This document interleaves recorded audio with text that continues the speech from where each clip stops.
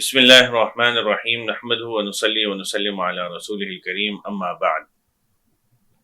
اللہ تعالیٰ کا صد احسان ہے کہ ہم نئے اسلامی سال یعنی سن 1445 ہجری میں داخل ہو چکے ہیں، اور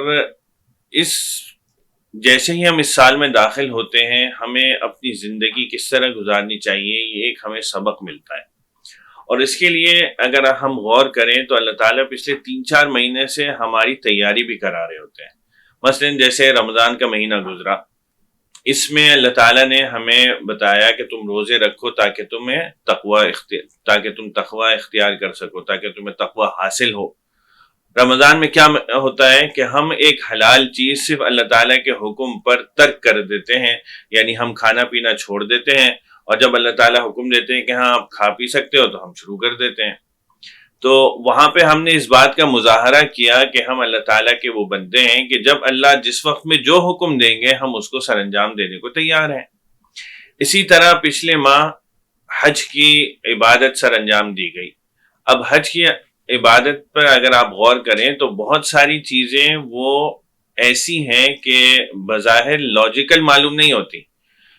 ایک پتھر کی عمارت ہے جس کو ہم کعبۃ اللہ کہتے ہیں، اس کے گرد ہم 7 چکر کاٹتے ہیں۔ صفا مروہ کے درمیان میں ہم 7 چکر لگاتے ہیں۔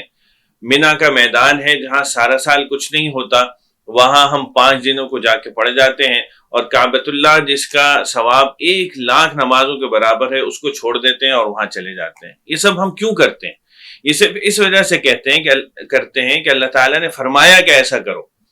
اللہ تعالیٰ نے کہہ دیا کہ یہ تو اس میں کعبۃ اللہ میں 1,00,000 نمازوں کا ثواب ہے، جب تک تھا ہم پڑھ رہے تھے۔ جب اللہ میں نے کہہ دیا کہ اب مینا جاؤ تو اب سارا ثواب جو ہے وہ ہمیں مینا جا کے اس کی حکم کی سر انجام دہی میں ملے گا۔ تو ہم نے ہر قدم پہ اس بات کو شو کیا، اس بات کی پریکٹس کی کہ ہم وہ کام سر انجام دیں گے جو اللہ تعالیٰ نے ہمیں حکم دیا ہے، اور ہم اپنی منطق نہیں لگائیں گے۔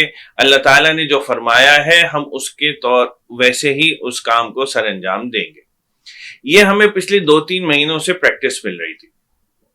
اب جب نیا سال شروع ہوا ہے تو یہ ضروری ہے کہ ہم اس پریکٹس کو ایڈاپٹ رکھیں اپنے اندر، اور اس کی باقاعدہ پریکٹیکل امپلیمنٹیشن دکھائیں اپنے۔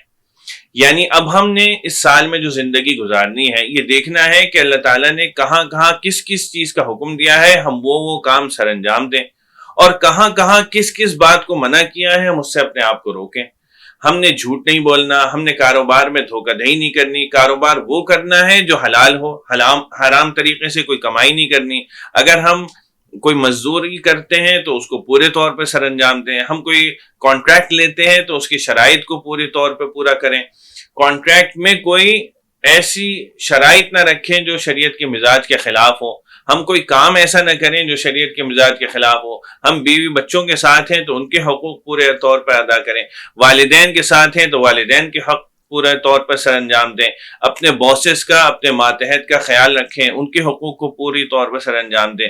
ہماری زندگی ہر وقت ایک رائٹس اور حقوق کے گرد گھومتی ہے، ہر وقت ہمارے ساتھ کسی نہ کسی کا رائٹ، کوئی حق وابستہ رہتا ہے۔ ضروری ہے کہ ہم اس کو سمجھیں، اللہ تعالیٰ کے احکام کو جانیں اور اس کے مطابق عمل کریں، اور یہ کوئی مشکل کام نہیں ہے کیونکہ ہم ویسے ہی پریکٹس میں آئے ہوئے ہیں گزشتہ 2-3 مہینے میں۔ تو ضروری ہے کہ ہم اس سال کو اس طرح گزاریں اور یہ جانیں کہ ہمارے اوپر کیا ذمہ داریاں ہیں، اور اس ذمہ داریوں کو اللہ تعالیٰ کی خوشنودی کے مطابق کس طرح پورا کیا جا سکتا ہے۔ اگر یہ ہم اپنا گول بنا لیں گے اور اس کے اوپر پریکٹس کریں گے، یہ ساری باتیں 1-2 دفعہ سے نہیں ہوگا، ہمیں کنٹینیوسلی اپنے اوپر نظر رکھ کے یہ کام سر انجام دینا ہوگا۔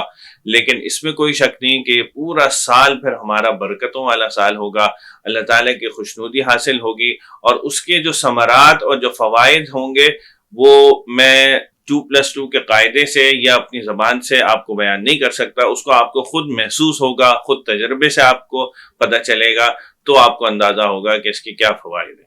اللہ تعالیٰ ہمیں دین کی صحیح بات سمجھنے کی اور اس پر عمل کرنے کی توفیق عطا فرمائے۔